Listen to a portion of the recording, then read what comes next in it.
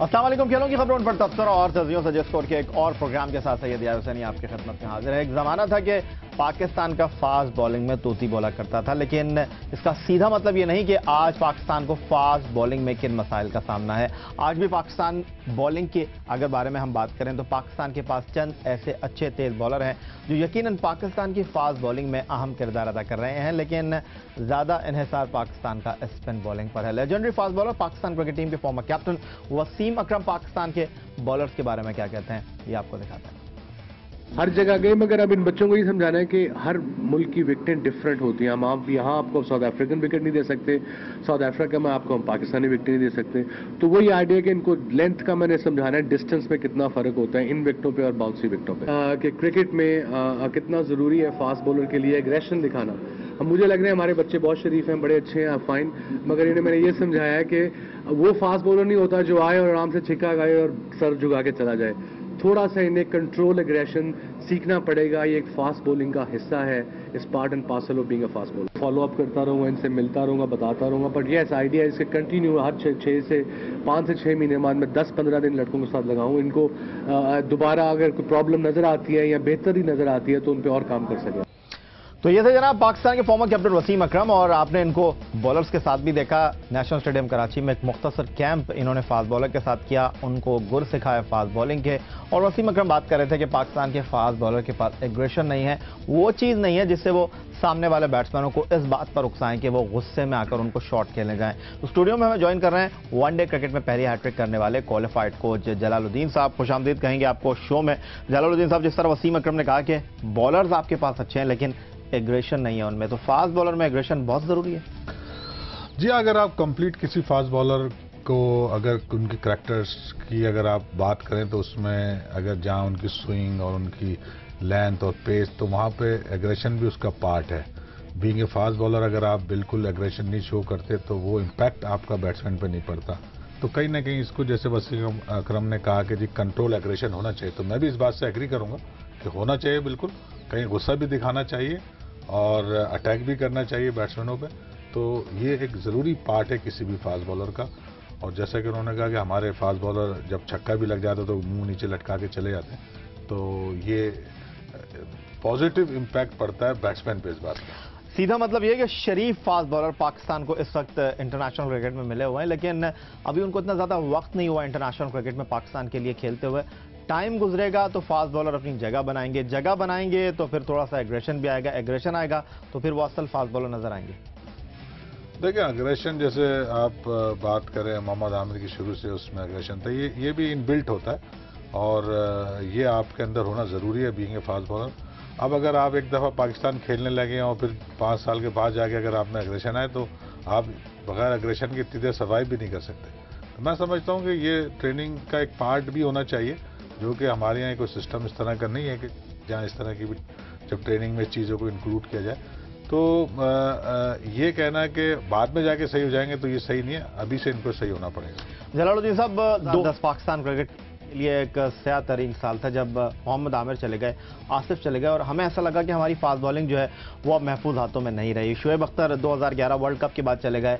Umar Gul on end of, उनकी performance कभी अच्छी होती है कभी अच्छी नहीं होती, लेकिन फिर आपको एकदम नए फास्ट बॉलर मिले। वहाब रियाज आए, उसके साथ तो सुहेल तनवीर अगरचे 2008 में आ चुके थे, एहसान आदिल आपको मिले, ज़ियाउल हक ने भी पाकिस्तान को रिप्रेजेंट नहीं किया है, फिर इरफान और जुनैद ने जिस तरह पाकिस्तानी फास्ट बॉलिंग को सर्व किया, आपको लगता है कि अगर इन फास्ट बॉलर को इस तरह ट्यून किया जाता रहे तो ये एक अच्छा पाकिस्तान क्रिकेट के लिए वक्त होगा?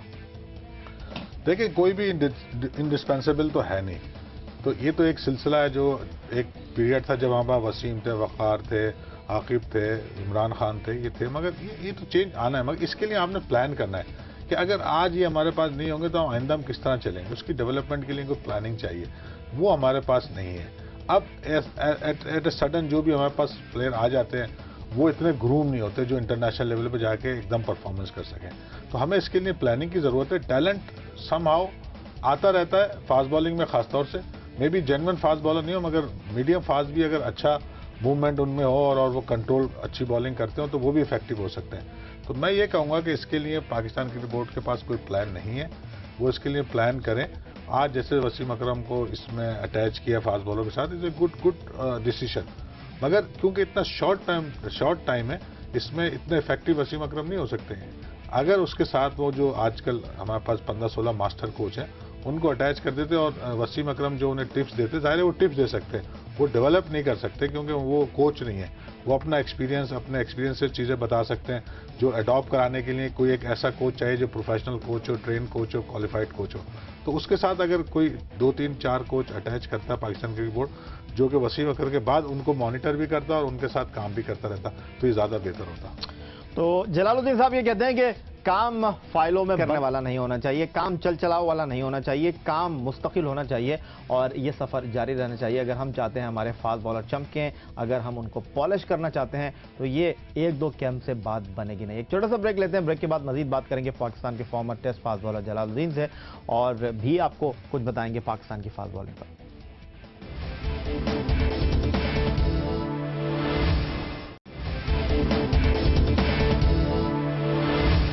तो बात चल रही है जनाब पाकिस्तान की फास्ट बॉलिंग पर और ब्रेक से पहले हम बात कर रहे थे टेस्ट फास्ट बॉलर जलालुद्दीन साहब से और अब टेलीफोन लाइन पर हमें ज्वाइन कर रहे हैं पाकिस्तान के एक और test fast bowler Aqib Javed साहब। खुशामदीद कहेंगे शो में आकिब जावेद साहब आपको और जानना आपसे मैं ये चाहूंगा कि चैलेंज पाकिस्तान क्रिकेट टीम को अब आईसीसी चैंपियंस ट्रॉफी का दरपेश है।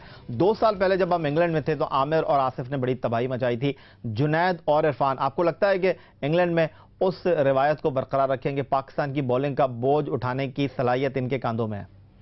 बिल्कुल। मैं यही लोग मुझे आज भी ये पूछते हैं कि अब क्या होगा पाकिस्तान क्रिकेट का, आमिर नहीं है, आसिफ नहीं है। तो मैंने कहा आप उसको जुनैद को और इरफान को देखें, जैसा इन्होंने इंडिया में और साउथ अफ्रीका में जिस तरह का नया बॉल किया है, आई थिंक वो किसी भी पेयर से कम नहीं किया। मुझे तो एक मिनट के लिए मिस नहीं किया मैंने कि अब ये जो नया पेयर है ये किसी से कम है। आई थिंक पाकिस्तानी बॉलिंग में इतनी डेप्थ है अभी भी। वनडे की बॉलिंग अगर आप देखें किसी भी मुल्क से आप कंपेयर करें, जिस तरह से जुनैद खान नया बॉल कर रहे हैं, एक गुड लेंथ से दोनों तरफ नया बॉल मूव करना, आई थिंक इट्स अमेजिंग। और दूसरी तरफ Irfan 7 foot 1 inch toll with good accuracy और अब उसका इम्पैक्ट बढ़ता जा रहा है।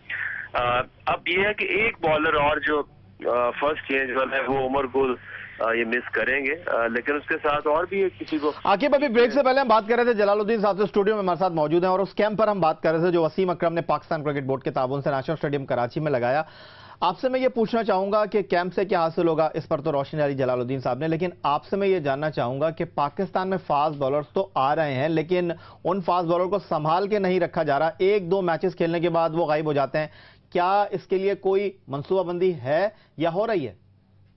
सबसे जरूरी तो ये है कि जो टीम सिलेक्शन है ना वो बड़ी वाइटल है। अगर आपके पास 10 बॉलर हैं, 10-12 बॉलर पाकिस्तान में ऐसे हैं कि जो इंटरनेशनल लेवल की क्रिकेट खेल सकते हैं और खेल चुके भी हैं, अब उनको सिलेक्ट करना सही कॉम्पोजिशन ध्यान में रखते हुए कि नया बॉल कौन कराएगा, पावर प्ले में कौन बॉलिंग करेगा, पुराने बॉल से यॉर्कर्स कौन मार सकता है। तो इस तरह से आपको 2 नए बॉल के बॉलर चाहिए, एक उनके साथ स्टैंड वाइज में होना चाहिए। इसी तरह से एक फर्स्ट चेंज का आपके पास तेज बॉलर लाइक उमर गुल है, वहाब रियाज है, तला है, एक तो और भी बॉलर आपके पास है। अभी रिसेंटली वो जो असद असद एक सुई गैस का बॉलर है, सीम बॉलर, वो अच्छा है, उसको आप नए बॉल के साथ टैग कर सकते हो। और नीचे वहाब है या उमर गुल अगर नहीं है तो कोई और एक तला है या ऐसा कुछ तेज, सोहेल खान भी तेज बॉलिंग कराता है, एक और तेज बॉलर साथ रखना जरूरी है। इसके साथ अगर आप सईद अजमल देखें, किसी के पास सईद अजमल नहीं है और ये बहुत बड़ा एक मैं समझता हूँ एडेड एडवांटेज है, लेकिन उसके साथ कोई पार्टनरशिप जैसे बैटिंग में होती है, बॉलिंग में उसके साथ किसी ने साथ नहीं दिया, ताकि एक तरफ से जब तक सईद अजमल को सपोर्ट नहीं मिलेगी तब तक सईद अजमल जो है वो खुल के अपना एक्सपेरिमेंट नहीं कर पाएगा। आकिब जावेद साहब एक सवाल है और जवाब मुझे 2 चाहिए। एक पहले जलालुद्दीन से लूंगा फिर मैं आपकी तरफ आऊंगा। जलालुद्दीन साहब ये जानना चाहूंगा कि मोहम्मद अकरम का जो रोल रहा है पाकिस्तान की बॉलिंग कोच की हैसियत से, उससे आप किस हद तक इत्तेफाक करते हैं और आप समझते हैं कि अभी उनको टाइम देना चाहिए या उन्होंने अब तक ठीक डिलीवर किया? देखिए, मैं इतना ज़्यादा अटैच तो नहीं रहा हूँ कि क्या वो कर रहे हैं और क्या नहीं कर रहे हैं, मगर एक आध दफ़ा उनसे बात हुई थी, उनके जो प्रोग्राम उन्होंने बताए थे वर्बली मुझे, वो लगता तो था कि बड़े कीन है और चीज़ों को इम्प्रूव करना चाह रहे हैं, मगर कुछ चीज़ें जो उनकी बातों से लगे कि उनके कंट्रोल में नहीं थी जो वो करना चाह रहे हैं। इसका मतलब यह है कि मैनेजमेंट से उनका इतना अच्छा रिलेशन मुझे नहीं लग रहे थे, तो ये एक सेटबैक है। अदरवाइज जो उनका प्रोग्राम था, जो वो चाहते थे करना, जो उन्होंने वर्बली मुझे बताया था, वो तो काफ़ी अच्छा था, वो कीन नज़र आ रहे थे। अभी तक अगर आपने कहा कोई इसका इफेक्ट या उसकी उस लिहाज से परफॉर्मेंसेस, वो भी एक चीज़ बड़ी इंपॉर्टेंट होती है कि जब आप किसी को अपॉइंट करते हैं तो उसके रिजल्ट्स अमूमन आउटकम ऐसे देखते हैं कि उस एरिया में उनकी परफॉर्मेंसेस क्या है। तो वो मैं ये कहूँगा कि बहुत अच्छी नहीं है तो बुरी भी नहीं है, तो रफ्ता रफ्ता शायद और इम्प्रूव कर सकते हैं। उनको बिल्कुल एक्सपीरियंस नहीं था इस काम का जो उन्होंने करना शुरू किया, तो एक्सपीरियंस भी इसमें काउंट होता है। अब शायद वो इस स्टेज पे है कि वो कुछ डिलीवर कर सके। आकिब जावेद साहब, आप क्या कहेंगे? जलालुद्दीन ने तो अपना मौक़िफ़ बयान कर दिया। एक चीज तो इन्होंने बिल्कुल सही कही है कि जब तक एक्सपीरियंस नहीं ना होगा तब तक आप पाकिस्तानी टीम में, ये ऐसी है जैसे पाकिस्तानी टीम में आप सिलेक्ट करके किसी प्लेयर को, बहुत कम ऐसे लोग होते हैं जो बगैर फर्स्ट क्लास के एक्सपीरियंस, जैसे मैं था, ये एक दो और प्लेयर है, बहुत कम होता है कि वो सेटल डाउन हो। अदरवाइज अब उनको लगाया है तो बिल्कुल पूरा चांस देना चाहिए। लेकिन एक चीज जरूर है कि जो एक्सपीरियंस है वो पाकिस्तानी टीम से पहले उनके पास होना चाहिए। अगर होता तो उनको ज्यादा फायदा होता। लेकिन अब ये है कि ये ऐसा नहीं करना चाहिए कभी भी कि किसी को एक टेन्योर दे के जब तक वो खत्म ना करे उसकी एवेल्युएशन करें, लेकिन ऐसी ना करें कि उसका काम करना मुश्किल हो जाए या उसको डाउट्स में डाला जाए। आई थिंक कि अभी तक ऐसा, ठीक कह रहे हैं कि खराब ऐसा नहीं है, उसको पूरा मौका दें जितना उससे कॉन्ट्रैक्ट किया है, और उसको पूरा काम करने का पूरा फ्री हैंड देना, ये बहुत इंपॉर्टेंट चीज है। बहुत शुक्रिया आपका आकिब जावेद साहब, टेलीफोन लाइन पर आपने हमें ज्वाइन किया। स्टूडियो में हमारे साथ जलील साहब मौजूद हैं। प्रोग्राम में वक्त हुआ एक छोटे से ब्रेक का। ब्रेक के बाद मजीद बात करेंगे पाकिस्तान फास्ट बॉलिंग और वसीम अकरम के कैंप पर।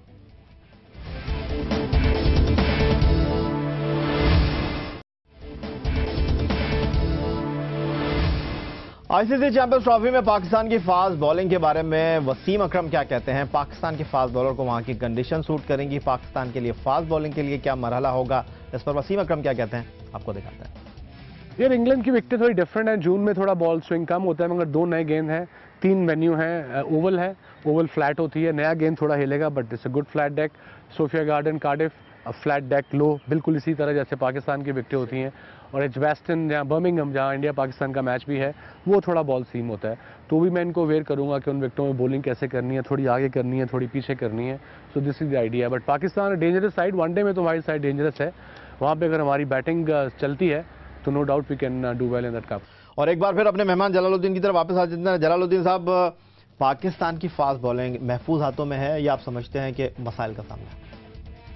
देखिए, जैसे अभी वसीम अकरम ने ये बात कही कि जी थोड़ी बहुत लैंड की एडजस्टमेंट होगी, और जिन पिचेस पे मैचेस आ रहे हैं उनसे ज़्यादा बेहतर एक्सपीरियंस तो किसी को भी नहीं हो सकता जितनी क्रिकेट वसीम अकरम ने इंग्लैंड में खेली है। मगर उन्होंने साथ साथ एक बात की थी, अगर पाकिस्तान की बैटिंग चलती है तो मेरे पॉइंट ऑफ व्यू से मसला बैटिंग का है, बॉलिंग का नहीं है। बॉलिंग तो हम समहाउ जो भी कंडीशन हो हम मैनेज कर लेते हैं, मगर अगर बैटिंग सपोर्ट ना करे और एक ऐसा टारगेट सेट करके ना दे बॉलर्स को कि वो उसको डिफेंड करना उनके लिए आसान हो, तब तक हम मैचेज नहीं जीत सकते। तो मेरा पॉइंट ऑफ व्यू ये है कि चलें, जो भी बॉलर्स अवेलेबल हैं और जो वहाँ जाएंगे वो इतने इस काबिल हैं कि वो किसी टीम को अंडर प्रेशर ला सकें। मगर अगर अंडर प्रेशर लाने के लिए ज़रूरी है, अगर वो बाद में बॉलिंग कर रहे हैं तो उनके पास सामने कोई टारगेट होना चाहिए, और अगर वो पहले बॉलिंग कर रहे हैं तो यकीनन इतना टारगेट वो मिलेगा बैट्समैनों को जो चेस कर सके। तो मेरे पॉइंट ऑफ व्यू से तो बैटिंग का मसला है, बॉलिंग का इतना नहीं है। बहुत शुक्रिया आपका जलालुद्दीन साहब कि आप हमारी दावत पर स्टूडियो आए, अपने अपने ख्यालात का इजहार किया। पाकिस्तान के test fast bowler, one day cricket में पहली हैट्रिक करने का एजाज रखने वाले जलालुद्दीन की गुफ्तगू आपने सुनी। वसीम अकरम पाकिस्तान की फास्ट बॉलिंग के बारे में क्या कहते हैं, आकिब जावेद क्या राय रखते हैं, ये सब कुछ आपने इस प्रोग्राम में देखा। आप हमें ईमेल कर सकते हैं score@geo.tv पर, और अगर आप हमारे प्रोग्राम के क्लिप देखना चाहते हैं तो स्कोर के फेसबुक पेज score.geo न्यूज़ को विजिट करके इन क्लिप्स को देख सकते हैं। आज का प्रोग्राम यहीं समेटते हुए सईद यासुनी अपनी स्कोर की टीम के हमरा आपसे चाहेगा इजाजत। अल्लाह हाफ़िज़।